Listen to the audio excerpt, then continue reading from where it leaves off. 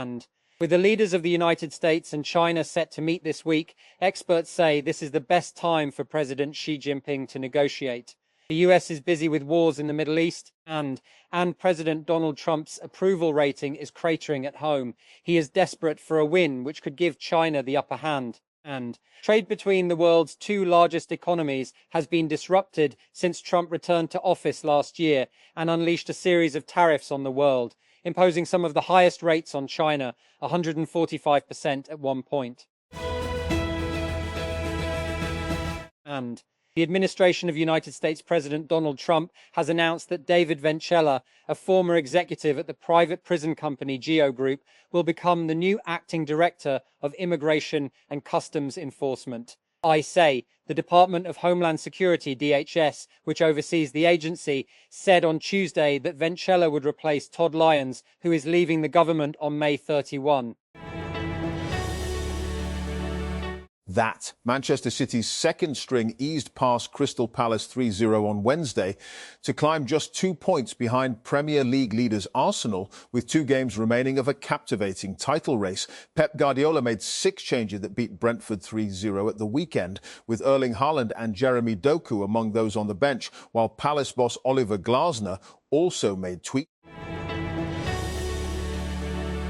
That productivity software maker Notion is stepping into the agentic era. In a live stream product announcement on Wednesday, the company, known best for its collaborative note-taking app, introduced a new developer platform that extends the capabilities of its custom AI agents, connects with external agents, and allows teams to build automated multi-step workflows that can pull in data from any database.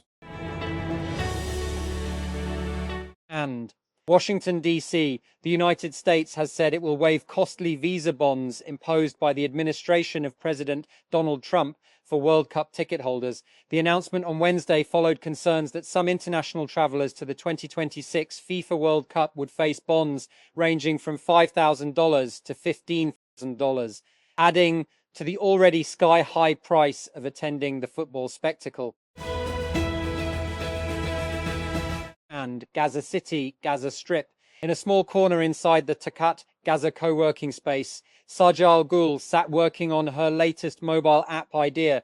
The 23-year-old programmer, like her colleagues working from the space, is focused on developing apps that can help solve some of the difficulties of living in the Palestinian enclave.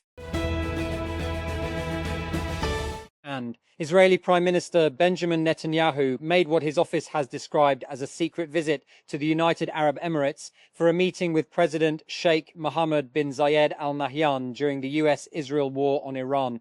In a statement published on social media on Wednesday, Netanyahu's office called the trip a historic breakthrough in relations between Israel and the UAE, without disclosing the exact date. Has said he could envision a political role for Hamas in post-war Gaza if the Palestinian group disarms. We are not asking Hamas to disappear as a political movement, Mladenov told reporters on Wednesday at a rare news conference in Jerusalem. That 5 nations are boycotting Eurovision, citing Israel's participation. Their action is against Israel's war in Gaza and allegations of vote manipulation in the song contest. But why is it so important for Israel to take part? And is the competition's future under threat? And 3 Republican senators have joined Democrats in the United States Senate in voting to advance a bill to limit President Donald Trump's ability to strike Iran without congressional approval. While the bill ultimately fell short in a 50-49 tally on Wednesday, the vote showed that cracks in the support for the war are starting to show in Trump's Republican Party.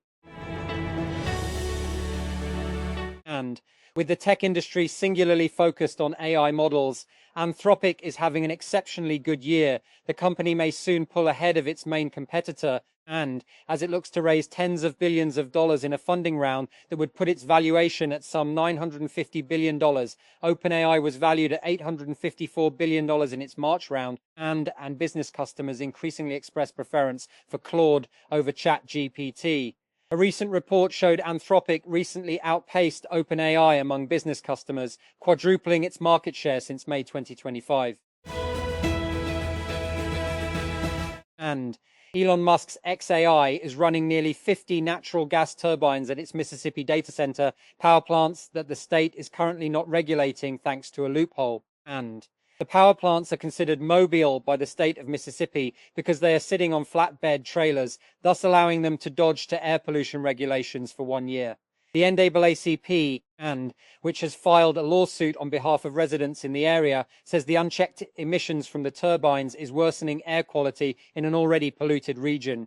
This week, it asked the court for an injunction against xAI. And dozens of dogs kept in sham animal shelters and used for online scamming have been rescued by police and animal rights organizations in Uganda following a BBC investigation. A suspect has been arrested after 2 adjacent shelters were raided by the police. 2 other suspects are said to be at large, according to animal rights activists. That Russian President Vladimir Putin has claimed that what he called the world's most powerful missile system, dubbed Satan II by NATO, will be ready for combat duty by the end of the year after a successful test on Tuesday. That the Sarmat intercontinental ballistic missile has an expected range over 10,000 kilometers, 6,200 miles, and can reportedly carry up to 16 independently targeted nuclear warheads. According to the Missile Defense Advocacy Alliance, that a US-based non-profit, Putin claims the range extends to more than 35,000 kilometers, 21,750 miles. That flanked by glistening snow-capped peaks, the long road to Tehran winds through picturesque valleys of Tabrizi poplar trees and fields with green shoots of wheat. We trace the narrow Kotur River, brown and swollen from the spring thaw, as it surges past shepherds grazing their shaggy flocks on the slopes. That the United States Centers for Disease Control and Prevention, CDC, has released data showing that deaths from drug overdoses fell by nearly 14% in 2025. Continuing a 3rd consecutive year of decline, the data released on Wednesday shows that the US saw nearly 70,000 predicted overdose deaths in 2025, down from more than 81,000 in 2024. That a Republican senator who broke from his party to vote in favor of convicting US President Donald Trump in impeachment proceedings during his first term is facing a bruising primary challenge in his home state of Louisiana. Bill Cassidy's primary race on Thursday has been seen as a barometer of Trump's continued hold over the Republican Party. Even as polls have shown the president's approval tanking, early primary votes have shown the continued weight his endorsement carries. And the University of Southern California has been selling bodies donated for scientific research and education to the US Navy. Some are being used to train Israeli military surgical teams in Los Angeles, all without the donors' consent. Watch the AJ Blus documentary here and read the students reporting here. That Kevin Warsh has been confirmed by the United States Senate to be the chair of the Federal Reserve's Board of Governors, succeeding Jerome Powell, whose term ends on Friday. On Wednesday, the Senate voted to confirm Warsh in a 54-45 vote, with Senator John Fetterman of Pennsylvania, a Democrat, joining his Republican colleagues amid a contentious confirmation process. And President Claudia Sheinbaum has rejected a media report suggesting that Central Intelligence Agency, CIA, operatives from the United States directly participated in deadly operations targeting drug cartels on Mexican territory. In her morning news conference on Wednesday, Sheinbaum said that reports from CNN and the New York Times about such activity were fictitious. That Rivian's spin-off company, Mind Robotics, has raised another $400 million, just 2 months after raising $500 million, as it works to develop industrial robotics that can further automate factory operations.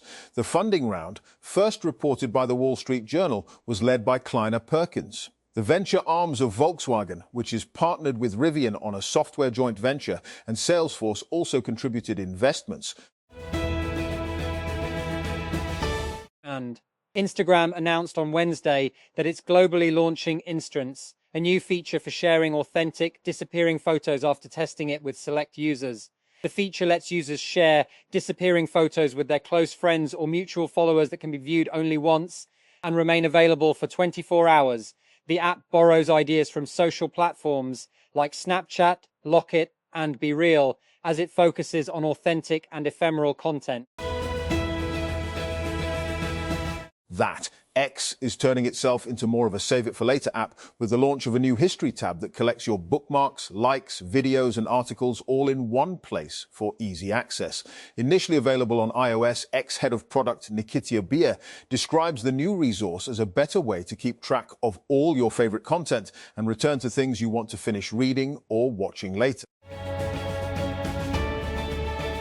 That Fervo Energy, the geothermal energy startup, saw its market valuation surpass $10 billion in its public market debut, an increase driven by demand for AI data centers and the energy that can power them. Fervo had raised $1. That $89 billion in an upsized initial public offering on Wednesday, which initially valued the company at around $7.6 billion. Demand for Fervo stock was so great that the company and its bankers upsized the offering several times, that selling an additional 14.6 million shares while lifting the price range twice, ultimately settling on $27 per share. And malware research group VX Underground, which says it has the largest collection of malware source code, said in a post on X that its archive of data amounts to about 30 terabytes. A reply by Bernardo Quintero, founder of VirusTotal, an online service that scans files for malware across multiple antivirus engines at once, said his service has about 31 petabytes of malware samples that users have contributed to date. A petabyte is 1,000 times larger than a terabyte. And President Donald Trump arrived in Beijing on Wednesday without a personal airport welcome from Chinese President Xi Jinping, as closely watched diplomatic optics once again drew global attention today. Instead of Xi, Trump was received by Chinese Vice President Han Zheng, along with senior foreign affairs officials and the US and Chinese ambassadors. It looks like a carefully calibrated protocol decision rather than a diplomatic slip. And Islamabad. PTI on Wednesday defended MNA Iqbal Afridi's son, who surrendered his passport and sought asylum in a European country, saying he had no other option left to prevent detention and harassment. The matter came to light during a recent meeting of the National Assembly Standing Committee on Interior, where State Minister for Interior Talal Chaudhry alleged that MNA Iqbal Afridi's son had sought asylum in Italy.